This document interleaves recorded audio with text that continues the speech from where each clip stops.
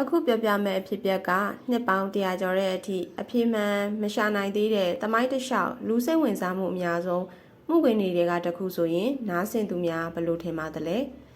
ဒီဖြစ်ပြဟာဆိုရင်1888ခုနှစ်အတွင်း Whitechapel လန်ဒန်မြို့အင်္ဂလန်နိုင်ငံမှာဖြစ်ပွားခဲ့တာဖြစ်ပါတယ်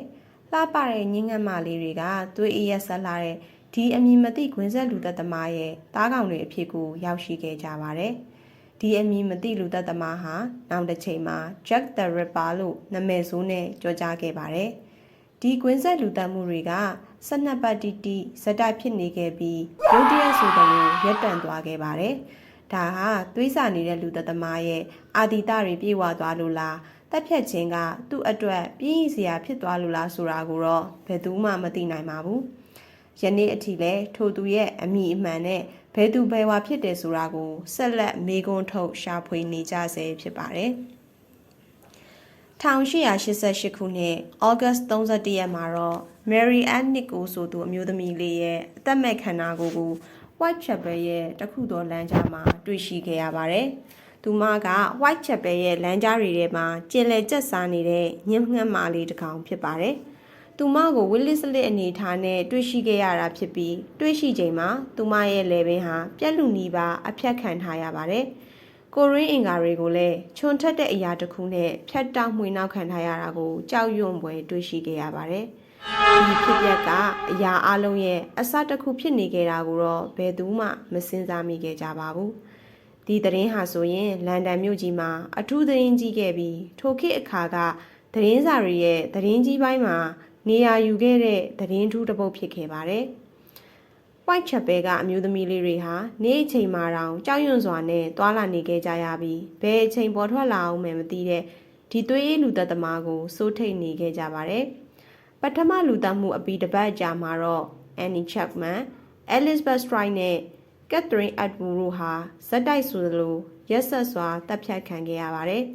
အားလုံးဟာ Whitechapel ရဲ့လမ်းကြားတွေမှာကျင်လည်ကျက်စားတဲ့ညဉ့်ငတ်မလေးတွေဖြစ်နေကြတာကိုတော့ထူးဆန်းပွဲတွေ့ရှိခဲ့ရပါတယ်။ဒီလူသက်သမားရဲ့တားကောင်တွေအားလုံးဟာလေပင်ပြက်လူနီးပါအဖြတ်ခံထားရပြီးကိုရင်းအင်္ဂါတွေဖြတ်တောက်ခံထားရတာကိုကြောချမ်းပွဲတွေ့ရှိခဲ့ကြပါတယ်။တယောက်တော်သူကတော့ကိုရင်းကလီစာတွေပါဖြတ်တောက်ယူဆောင်ခြင်းကိုခံခဲ့ရပါတယ်။ဒါကြောင့်ဒီလူသက်သမားဟာတာမန်လူတယောက်မဖြစ်နိုင်ပဲဆေးပညာကိုကျွမ်းကျင်သူတရားလို့ယူဆခဲ့ကြပါတယ်။လူသက်သမားနဲ့ပတ်သက်ပြီးထင်ကြေးပေးမှုတွေtheory တွေအများကြီးထွက်ပေါ်လာခဲ့ပါတယ်။အဲဒီနောက်မှာတော့လူသက်သမားကရဲစခန်းကိုစာတွေစပို့ပါတော့တယ်။စာထဲမှာတော့ဆရာကြီးရဲတွေကတော့ကျုပ်ကိုဖမ်းမိပြီဆိုပြီးပြောနေကြတာပဲ။တကယ်တမ်းကျတော့ကျုပ်ဘယ်သူမှန်းတော့သူတို့မသိသေးဘူးလို့ရေးထားခဲ့ပါတယ်။အဆုံးမှာတော့ Jack the Ripper လို့လက်မှတ်ရေးထိုးထားခဲ့ပြီးတေသူရဲ့အလောင်းကနေဖြတ်ယူထားတဲ့ကြောက်ကတ်တချမ်းကိုပါပူရွယ်ပေးပို့ခဲ့ပါတယ်။အဲ့ဒီအချိန်ကစလို့အမည်မသိလူသက်သမားဟာ Jack the Ripper လို့အမည်ကိုစတင်ရရှိခဲ့တာဖြစ်ပါတယ်။နိုဝင်ဘာလ9ရက်နေ့မှာတော့နောက်ဆုံးသားကောင်ဖြစ်တဲ့ Mary Jane Kelly ရဲ့အလောင်းကိုသူမရဲ့အိမ်ခန်းထဲမှာတွေ့ရှိခဲ့ကြပါတယ်။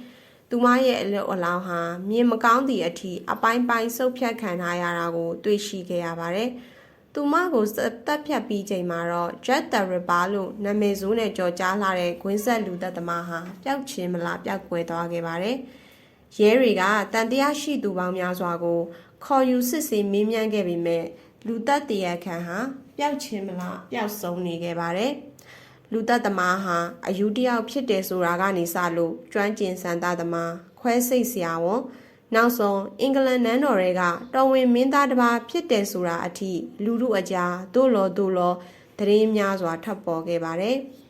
။နှစ်ပေါင်း130ကျော်လာတဲ့အထိ Jack the Ripper ဘသူဖြစ်တယ်ဆိုတာကိုရှာဖွေနေကြဆဲဖြစ်ပါတယ်။လူသက်သမားဟာတဲလွန်စားတွေအစားကြောက်ရွံ့စိတ်တွေကိုသာအမွေတစ်ခုအဖြစ်ခြံထားခဲ့ပါတယ်။